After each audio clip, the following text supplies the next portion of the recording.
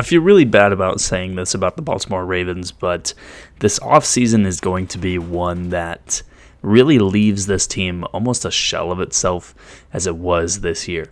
Now, the Baltimore Ravens are probably still going to be a playoff team, probably still going to have a chance to win the AFC North, but to say that this team is going to be the number one seed in the AFC again with a 13-4 record, that is something that I really just don't see happening because of what is going to happen this offseason.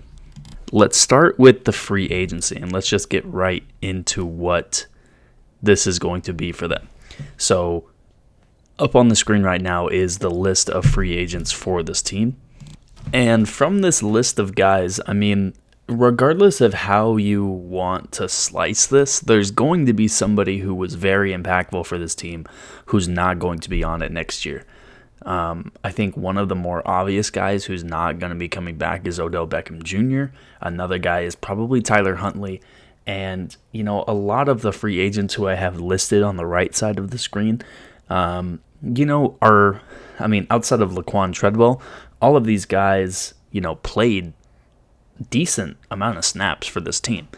And then the guys that I highlight in the middle and to the left of the screen, I mean, you're losing possibly both of your starting offensive guards. You're losing both of your top two sack getters in Justin Madubuike and Jadeveon Clowney. You're losing a guy in Gus Edwards who, again, this is if these guys don't come back. You're losing a guy in Gus Edwards who had his best year as a running back to date. And you're losing Patrick Queen, who paired with Roquan Smith to have probably the best linebacker duo in the NFL this year. And really the only way they get multiple of these guys back is if they trade somebody like maybe Mark Andrews or maybe somebody on the defensive side of the ball to try to alleviate some of the cap struggles that they're going to have this offseason.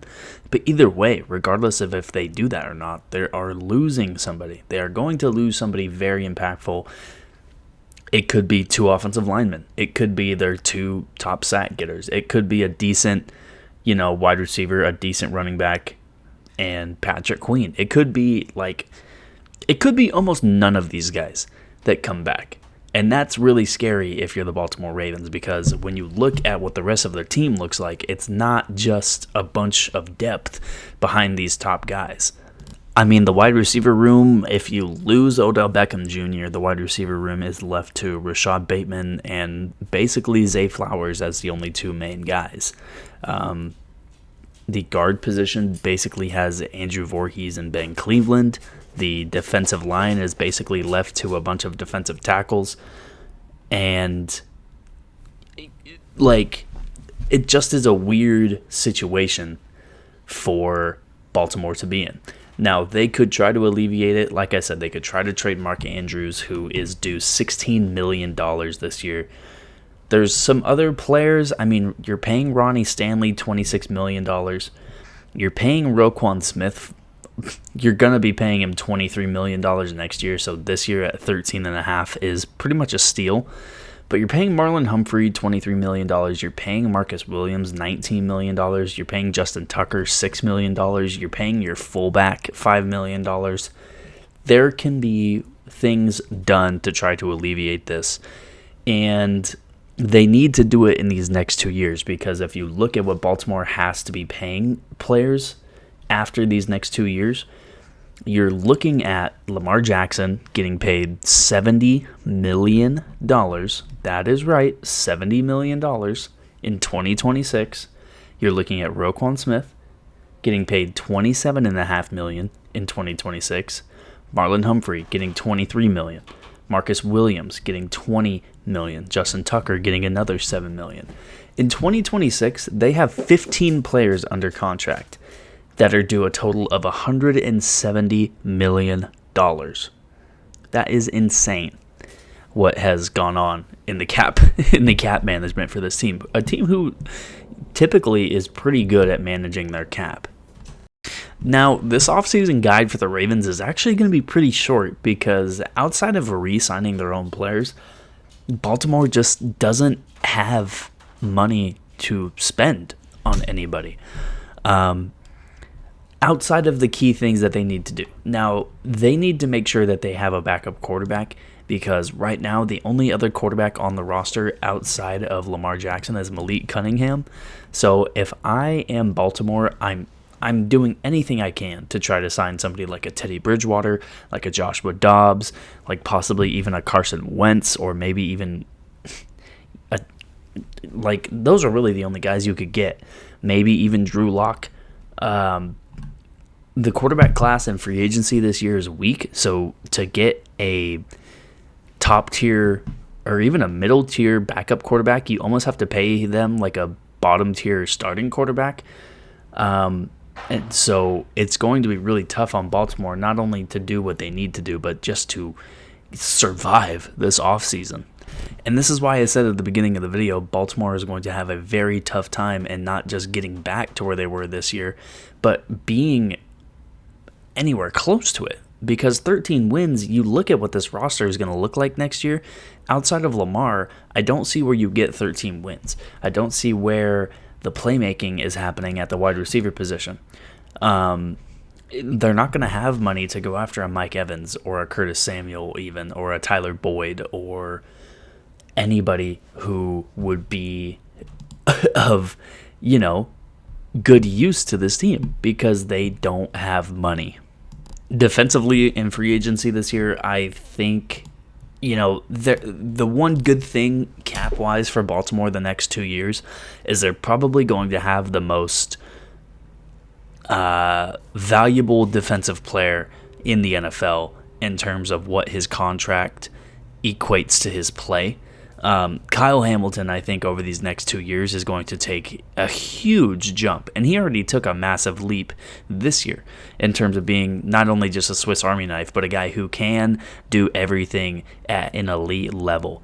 And I think these next 2 years he's going to be one of the most valuable players defensively for the Baltimore Ravens. So if they can get just another cornerback, maybe 2 or 3 pass rushers in free agency this year for, as little money as possible.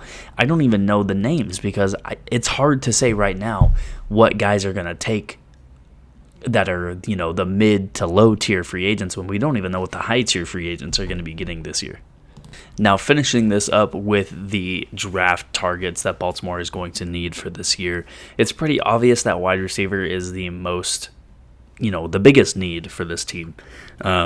Whether it's Keon Coleman out of Florida State, whether it's Troy Franklin out of Oregon, if there is a first-round wide receiver still available when Baltimore is taking their first-round pick, they need to take one.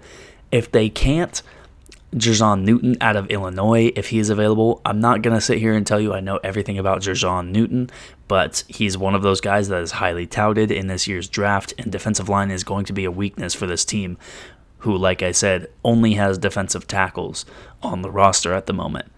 Kool-Aid McKinstry is also a very highly touted cornerback. I can tell you I've watched Kool-Aid McKinstry, and he's a good player.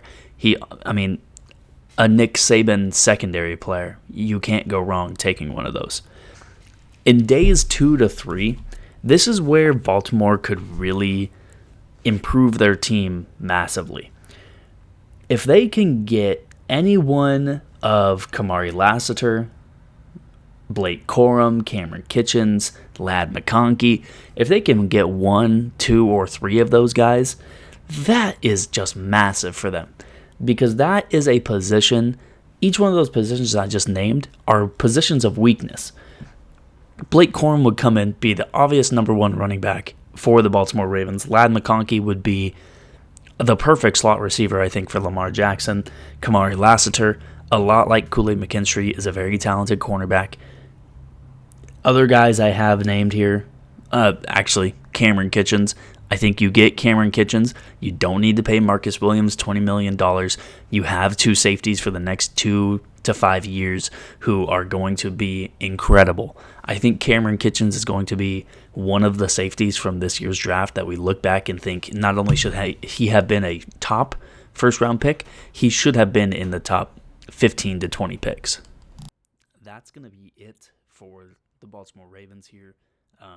If you like the video, make sure you hit like. Make sure you leave a comment if you want to see your favorite team get their off-season guide made. Just let me know in the comments. Make sure you hit subscribe, and I'll see you in the next video.